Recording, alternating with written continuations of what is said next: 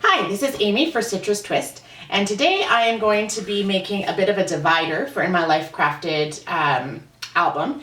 And let me just show you kind of what I've done here. So this is a file that I've cut just with blackout font, fa la la, and I repeated it a couple of times. And then I also cut one where it didn't have the inner cut, so I've got kind of a base for my page here. And then I've gone, and I didn't do this on camera because it took me forever to cut all these little tiny pieces. So I cut out all the letters that I'm going to need. And let me just explain to you, and I'm going to show you quickly how I did that. So when I was looking, for example, to cut out an A, I took from this cut file the A that had been cut out of the middle, and I just lined it up on my scrap pieces. This is a great way to use up your scraps, by the way. So I lined it up on my scrap piece of paper and I just cut around it. And I left about 1/8 of an inch around all the sides because I want the main cut file to cover all the edges, but I also want to be able to stick it down. I didn't want it to be too thin. So you end up with a piece like this, and then you can just kind of line it up on whichever spot you want. And you can see I've already kind of created my grid where I want my colors. One of the tips that I have for you when you're doing something like this and you've got so many colors going on, and so I tried to focus on, you'll see I used the music paper, the grid blue greeny paper.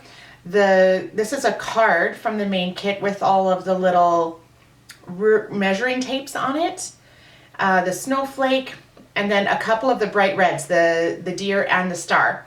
So if you want to make sure that your layout is even, or I don't even know if even is the best word, kind of like randomized or spread out across the whole thing in a good way.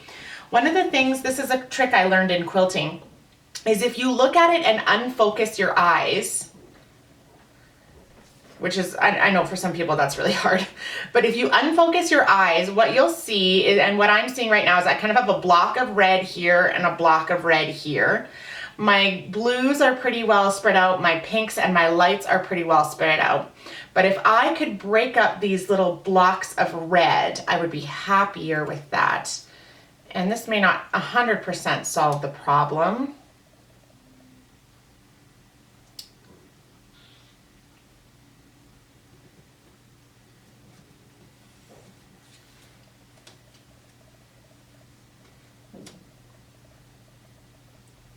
Already that's a little bit more even. And anyways, that's just a little trick. Another thing you can think of is where are your low impact pieces, your medium impact pieces, and your high impact pieces, and then try to make sure that you never have two highs together or two mediums together or two lows together. It's another little quilting trick that, well, I guess I learned it when I was quilting. My mom showed me that trick, but I'm sure it applies to other art disciplines as well. So now what I'm going to do is I'm going to go through and I'm going to adhere these all to the base, the back, and then I'm going to adhere this one on top of it. So I'm going to start with this flippy sequin piece. Now I just thought I would show you guys, this is flippy sequin fabric that I bought at Michael's. This one is gold and silver, and I bought it last year. I can't find the gold and silver on the Michael's Canada website. They have silver and white though, which you might be interested in. And I know that you can buy this at like fabric stores. I'm assuming in the States you would probably be able to find a similar product at Joann's. It's just, we don't have Joann's here in Canada. I know a couple of fabric stores here actually sell it by the bolt, like for costumes and stuff like that. So you can buy it, it's out there. And this was just a nice 6-inch roll that I bought.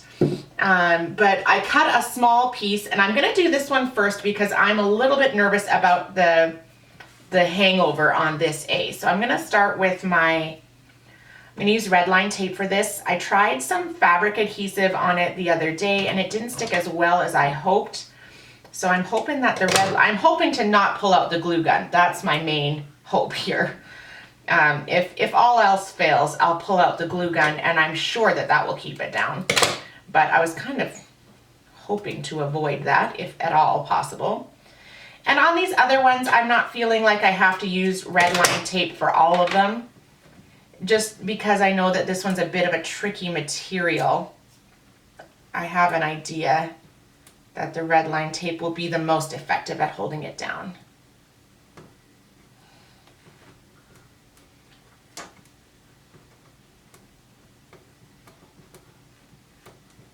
Oh, yikes.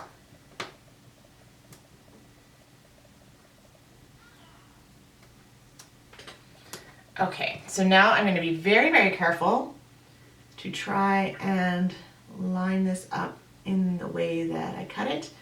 And the neat thing about this fabric is it is slightly stretchy as well. So you can kind of stretch it to exactly where you want. I think that's going to work because I think this is going to cover up pretty much everything. And if not, I can always come back in and trim with an X-Acto knife.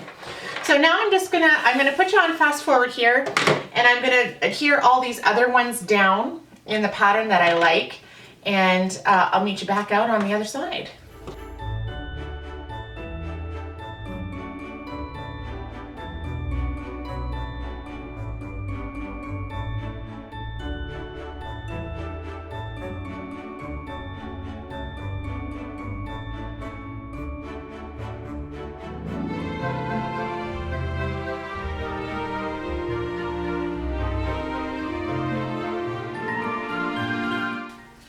Okay, now for the moment of truth. And what I'm gonna do here, and this is, my mom used to always have a setup with like old magazines, and she would use old magazines for gluing. I'm just gonna use a piece of scrap paper here, and I'm gonna make sure that, oh, this is a little too small for a piece of scrap paper. Let's grab another one. I'm gonna make sure to glue the back and not the front. I have made that mistake before, and it was very, very sad. And I just got a white glue stick here, and I'm gonna just get glue on as much as I can. Oops, that's okay. Once I glue it down, I can fix that. And the nice thing I find with glue stick like this is it's slightly repositionable while the glue is still wet, which is a little bit better than the tape roller that I was using to adhere all of those background pieces. Although that's not super permanent right away either. It's a little bit more than I was hoping for. Oh, I got a really big, I'm gonna have to, really big glob on the underside there. Okay, and if you're using white paper like I am, make sure your hands are very clean. Okay, and I have that one little top corner to be careful about that I kind of pulled as I was gluing. And I'm just making sure that I'm lining up. It has these kind of like rounded corners. I'm lining up the corners as best as I can, and that's how I can fix that little piece there. All right, and now, because I don't want to wreck it again,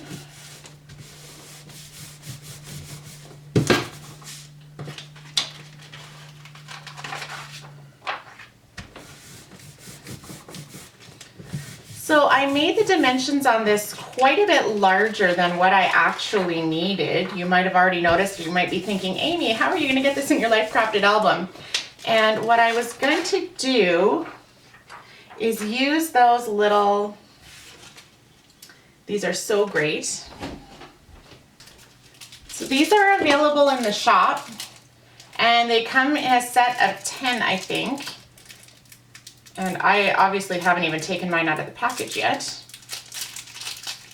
But they are so awesome. They're kind of like little insert holders. And my plan is to use 2 of them.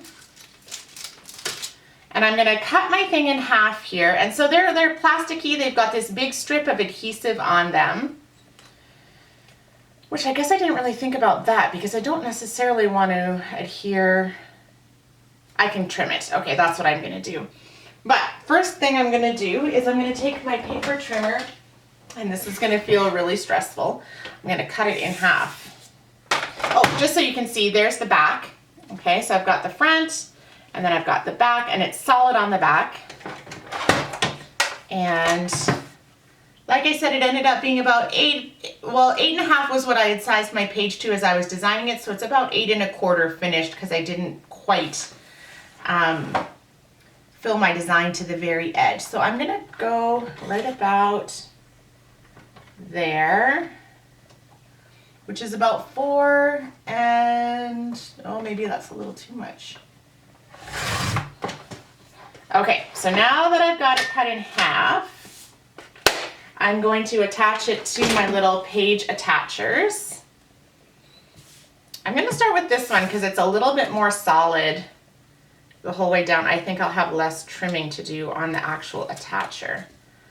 So I'm gonna line this up as carefully, and I know you probably won't be able to see this on the video, but you can see pretty clearly where the adhesive is. Okay, so there's one side.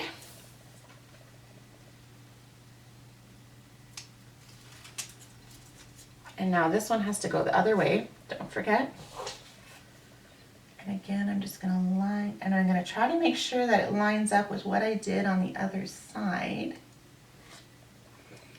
Oh, I can already tell this one is actually gonna be way easier to trim out the extra adhesive than the other one. So what it should be able to do now, of course, this is all hypothetical in my head, is it should be able to just slide right in.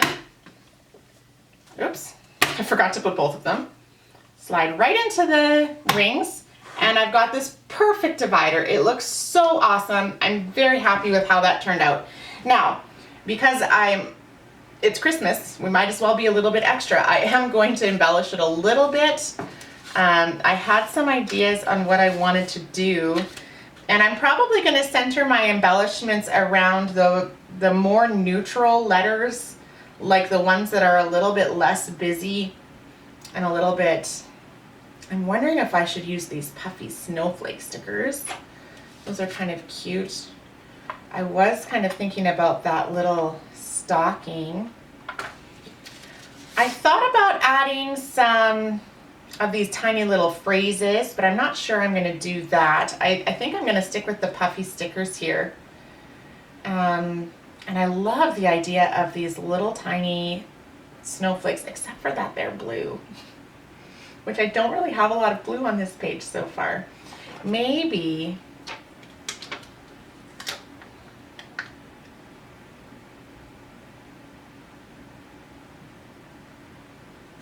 keep it really, really simple and just use these kind of little holly leaves.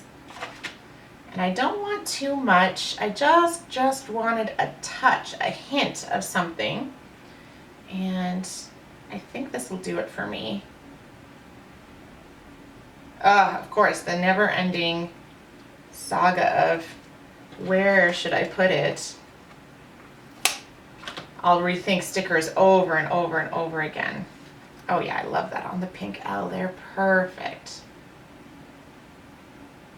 So, a little bit of a different project from me today. It doesn't have any photos, it doesn't have any journaling, but in terms of album prep and something that you can do now to get ready for documenting the season, totally a doable project, something that you can have kind of in your back pocket, ready to go.